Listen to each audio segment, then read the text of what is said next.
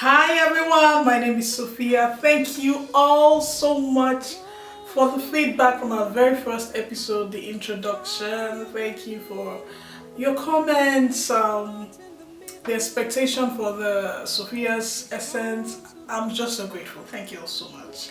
And so while we were celebrating, and some people were telling me, "Oh, Sophiya, great." Some others were busy telling me, "Sophiya, so what is the essence of this? Why are you doing this? Why do you think you should do this?" I mean, I got several kinds of reviews, which I've taken, and I'm grateful. Thank you so much. But today we're talking about judgment. The title is so big, and you know how funny it is when everybody says it's not good to judge, it's not good to judge, but when it gets to their or they're so quick to judge, but when it gets to their case or their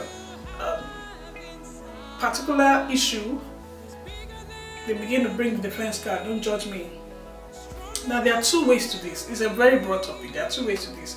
Now there's judgment, meaning that somebody's telling you something you're doing wrong and you don't want to change, and you're giving the card that, hey, this is who I am. Take me for who I am. That's a lie from the devil. You should get better. If there's something you're doing that's not right, change your ways. It's not okay. I remember when I just started work in my office then, and I remember I just used to look at everybody like I wanted to do things fast. I wanted to get things done so fast. And then maybe somebody slowed me down, or you were supposed to go, the driver is not there. I would go off. I would scream. I would shout. Why are you spoiling it? I would give the person a piece of my mind. And one day my brother-in-law, Pastor Titi, because I just had an episode then, I had quarreled with everybody in the office, and I always had a reason why they did what they did that was wrong. I always had one reason. And then he told me, he said, "Sophiya, you're very good, you're so talented, but when anybody offends you, this is how you be shouting. This is how you be fighting and quarreling with everybody." It was like, he said it because I had to prove, okay, this is what happened. There was a situation and I told him, this is what this person did that made me do this. This is what this person did that made me do this. And then he told me, yes, I understand. And the other person got the consequence or the punishment for what he did that made me shout and get angry. It was administratively right for what I did, but he now called me after and said, "Come sit down. So when anybody offends me or when things don't go the way you're supposed to go for you, is this how you will shout and fight?"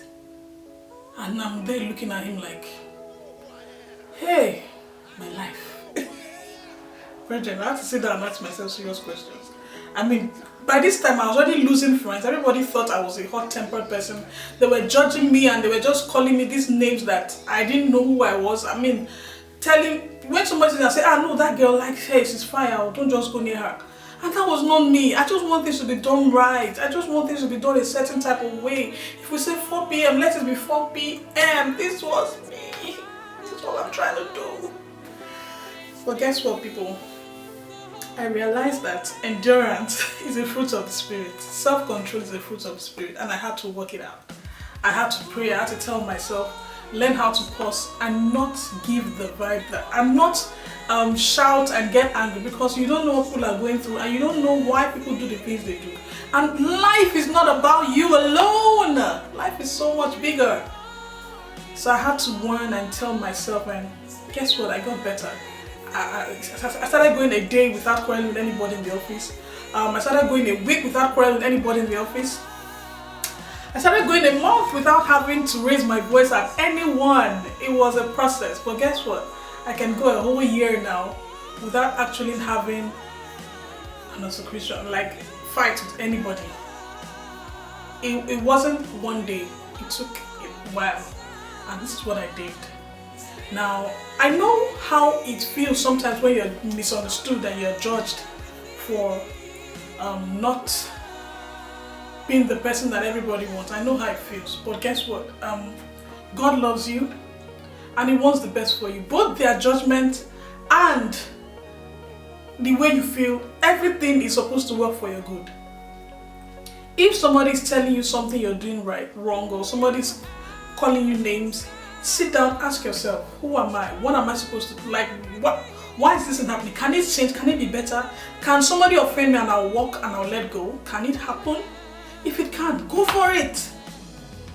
Can somebody call you something and you get upset look at today now I was calling. Somebody said, wow, you are so fat now.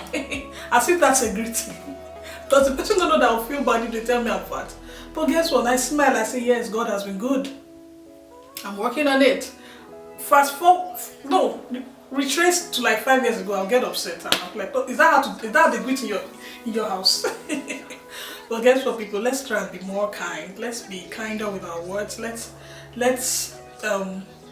forget about judgment of people. Now, for you that have the power and the expressive abilities to judge or to say something about someone every single time, be careful.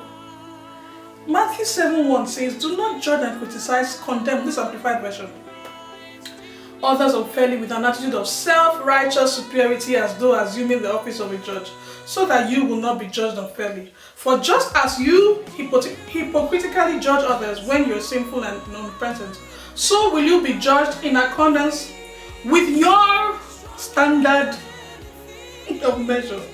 Judgment will be measured to you. I've noticed that thing. People that look at the fault in others and glorify it, they are never good at anything. There's never anything they can show that they can do. If all you do is to criticize people and find the faults, guess what? You will never move forward. You gotta work on it. If there's something that someone is doing wrong, see, before you even express and say, wow, this is stupid, this is crazy, wait, ask yourself, did this thing require effort? Praise it first. Did it require time? Praise it first. Then see whether that negative thing you want to say about that thing will still come out. Always pause and think, and then imagine if it was you that did this thing or said this thing or wrote this song or did this event. If it was you that put it together, how would you feel if someone told you it was trash? The way you are about to say it. Think about it. Sometimes I feel it's so easy to say things to people and tell, I'm a truthful person, I'm blunt. No, be careful what you say. Most of the favorite people we see in the Bible, people like David, King David, people like, just name it, Esther, everybody you see in the Bible that you like, that you say, wow, this is the person I want to be like. Imagine them in today's world. Imagine King David in 2019 in Lagos or in New York with how many wives, king, powerful. Imagine him. How would you call him? What would you call him? But you know what God calls him? A man after his heart. So while you're judging someone, you don't know what God has called the person. You gotta be careful. And one last thing before I go. You can't put down someone with grace. He might have done something wrong. It might not be as great as you want a person to be. But because he has the grace of God working for him, you can't put him down. So be careful who you talk about and what you say. I hope I've been able to drop something of my essence with you today. Make sure you subscribe to my YouTube channel. Please subscribe and get your friends to do the same. Share, comment, like, and tell me what you want us to talk about, alright? Peace out. Thank you.